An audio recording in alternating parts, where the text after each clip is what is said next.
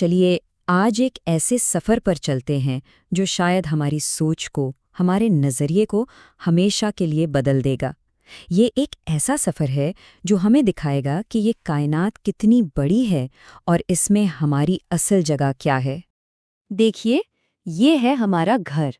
انسانیت نے جو کچھ بھی جانا ہے، محسوس کیا ہے، ہر خوشی، ہر غم، وہ سب کچھ اسی ایک نیلے نقطے پر موجود ہے۔ یہ نقطہ جو خلا کے اس بے کنار اندھیرے میں بالکل اکیلا تیر رہا ہے۔ لیکن ذرا اپنے اس عالمی محلے پر تو نظر ڈالیں۔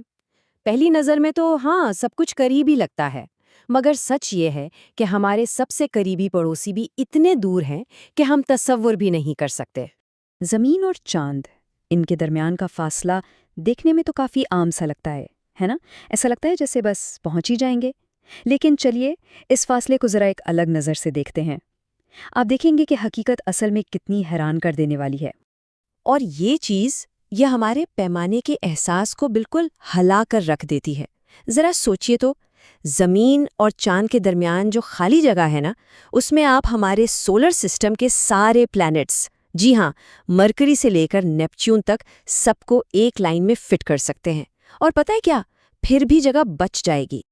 اب ذرا گیس کے ان پہاڑ جیسے سیاروں کی طرف چلتے ہیں۔ جوپیٹر کو دیکھیں، اس کا جو گریٹ ریڈ سپاٹ ہے، ایک صدیوں پرانا طوفان، وہ اتنا بڑا ہے کہ اس میں آرام سے 2 زمینیں سما سکتی ہیں۔ اور سیٹرن اپنے ان شاندار رنگز کے ساتھ، وہ تو ہماری دنیا کو بالکل بچہ بنا دیتا ہے۔ اور جیسے جیسے ہم پیچھے ہٹتے جاتے ہیں، ہمارا گھر، ہماری پوری دنیا بس ایک ہلکے نیلے رنگ کے نقطے میں بدل جاتی ہے۔ یہی وہ لمحہ ہے جب اصل میں احساس ہوتا ہے کہ ہماری یہ دنیا کتنی نازک اور کتنی اکیلی ہے۔ 4 ارب میل، یہ ایک ایسا نمبر ہے جسے ذہن میں لانا بھی مشکل ہے۔ چلیں اس کو وقت سے سمجھنے کی کوشش کرتے ہیں۔ 1 ملین سیکنڈز یعنی 10 لاکھ سیکنڈز ہوتے ہیں قریباً 11.5 دن، لیکن 1 بلین سیکنڈز وہ 31 سال سے بھی زیادہ کا عرصہ بنتا ہے۔ یہ ہے وہ پیمانہ جس پر یہ کائنات چلتی ہے۔ ٹھیک ہے، اب چلتے ہیں اپنے سولر سسٹم کے بالکل مرکز کی طرف، اس ایک چیز کی طرف جو ہر چیز کو اپنی جگہ پر تھامے ہوئے ہے۔ جی ہاں، ہمارا سورج۔ اس کی وسعت کا تو اندازہ لگانا ہی ناممکن ہے۔ پتہ ہے سورج کے اندر کتنی زمینیں سما سکتی ہیں؟ 13 لاکھ۔ 13 لاکھ زمینیں! ہمارا پورا کا پورا سیارہ اس ستارے کے اندر ریت کے ایک ذرے سے زیادہ نہیں ہے۔ اور یہ سورج بھی اس کائنات کے ان گنت ستاروں میں سے صرف ایک ستارہ ہے۔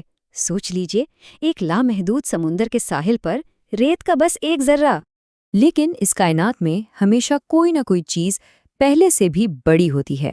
ہمارا سورج جو ہمارے لیے زندگی کا مرکز ہے، وہ بھی دوسرے ستاروں کے سامنے ایک چھوٹا سا نقطہ ہی ہے۔ اور یہ تو بس شروعات ہے۔ کائنات ہمیں بار بار یہ احساس دلاتی ہے کہ ہم کتنے چھوٹے ہیں۔ ہر بار جب ہمیں لگتا ہے کہ شاید اب ہم اس کی وسعت کو سمجھ گئے ہیں، تو وہ ایک اور اس سے بھی بڑا پیمانہ ہمارے سامنے لا کر رکھ دیتی ہے۔ ستارے اکیلے نہیں ہوتے، وہ بڑے بڑے شہروں کی طرح ایک جگہ جمع ہوتے ہیں، جنہیں ہم گیلیکسی یا کہکشاں کہتے ہیں۔ اور ہماری اپنی گیلیکسی ملکی وے انہی میں سے ایک ہے۔ ایک کونے سے دوسرے کونے تک ہماری گیلیکسی 1 لاکھ لائٹ ایئرز چوڑی ہے۔ اس کا مطلب سمجھتے ہیں؟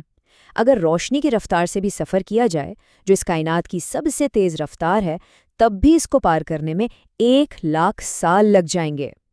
اور ہاں، ہماری ملکی وے بھی اس کائنات میں اکیلی نہیں ہے۔